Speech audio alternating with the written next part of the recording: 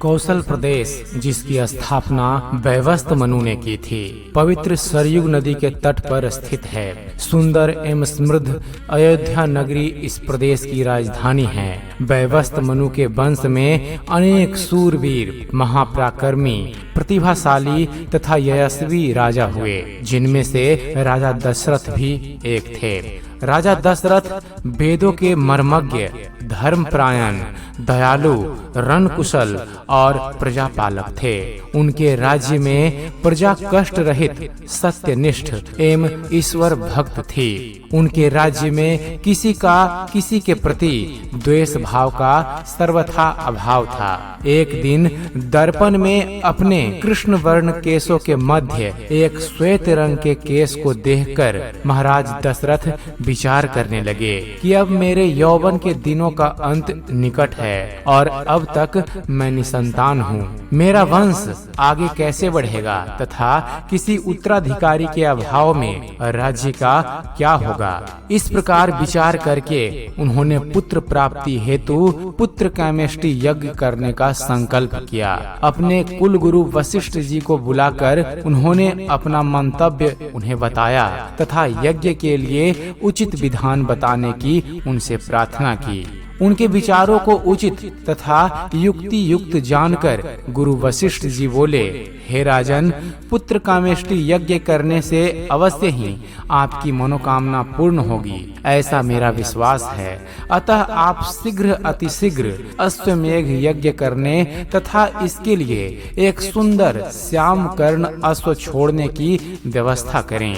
गुरु वशिष्ठ की मंत्रणा के अनुसार शीघ्र ही महाराज दशरथ ने सरयू नदी के उत्तरी तट पर सुसज्जित एवं अत्यंत मनोरम यज्ञशाला का निर्माण करवाया तथा मंत्रियों और सेवकों को सारी व्यवस्था करने की आज्ञा देकर महाराज दशरथ ने जाकर अपनी तीनों रानियों कौशल्या, कैकेयी और सुमित्रा को यह शुभ समाचार सुनाया। महाराज के वचनों को सुनकर सभी रानियां प्रसन्न हो गई।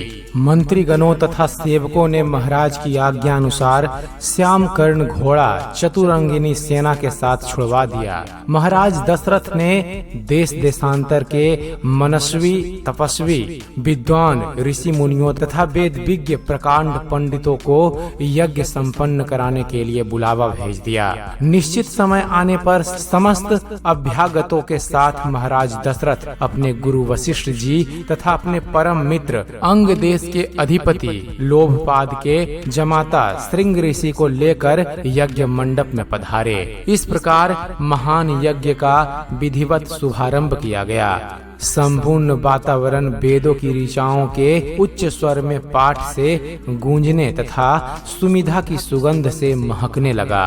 समस्त पंडितों, ब्राह्मणों, ऋषियों आदि को यथोचित धन धान्य, गौ आदि भेंट कर सादर विदा करने के साथ यज्ञ की समाप्ति हुई। राजा दशरथ ने यज्ञ के प्रसाद को अपने महल में ले जाकर अपने तीनों रानियों में वितरित कर दिया। प्रसाद ग्रहण करने के परिणाम स्वरूप परमपिता परमात्मा की कृपा से तीनों रानियों ने गर्भ धारण किया। जब चैत्र मास के शुक्ल पक्ष की नवमी तिथि को पूर्ण वसु नक्षत्र में सूर्य, मंगल, शनि, बृहस्पति तथा शुक्र अपने अपने उच्च स्थानों में विराजमान थे, कर्क लग्न का उदय होते ही महाराज दशरथ की बड़ी रानी कौशल्या के गर्भ से एक शिशु का जन्म हुआ, जो कि श्याम वर्ण, अत्यंत तेजोमय, परम कांतिवान तथा अद्भुत सौंदर्यशाली था। उस शिशु को देखने वाले ठगे से रह जाते थे।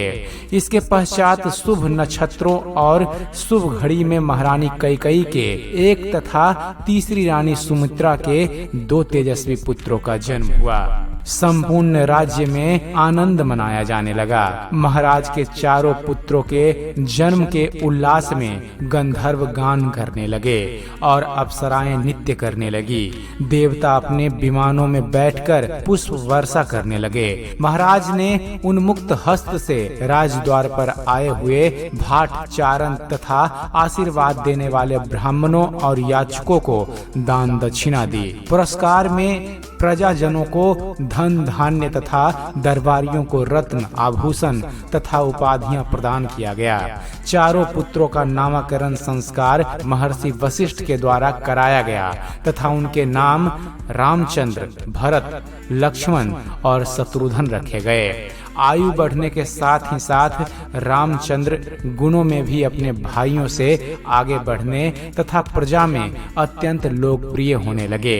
उनमें अत्यंत विलक्षण प्रतिभा थी, जिसके परिणाम स्वरूप अल्प काल में ही वे समस्त विषयों में पारंगत हो गए। उन्हें सभी प्रकार के अस्त्र शस्त्रों को चलाने तथा हाथी, घोड़े एवं सभी प्रकार के वाहनों की सवारी में उन्हें असाधारण निपुणता प्राप्त हो गई। वे निरंतर माता पिता और गुरुजनों की सेवा में लगे रहते थे। उनका अनुसरण शेष 3 भाई भी करते थे। गुरुजनों के प्रति जितनी श्रद्धा भक्ति इन चारों भाइयों में थी, उतना ही उनमें परस्पर प्रेम और सौहार्द भी था। महाराज दशरथ का हृदय अपने चारों पुत्रों को देखकर गर्व और आनंद से भर उठता था।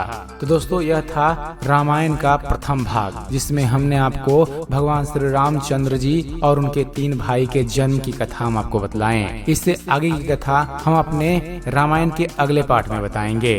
तो उम्मीद करते हैं फ्रेंड्स, आप सभी को हमारा ये वीडियो पसंद आया होगा। वीडियो पसंद आया हो तो वीडियो को लाइक और शेयर करना ना भूलिएगा। और दोस्तों, ऐसे ही धर्म और इतिहास से जुड़े हुए ज्ञानवर्धक वीडियो देखते रहने के लिए आप हमारे चैनल ज्ञान मंथन को सब्सक्राइब जरूर कीजिएगा। आप हमारे चैनल को सब्सक्राइब कीजिए और देखते रहिए, जानते रहिए। धन्यवाद। जय हिंद।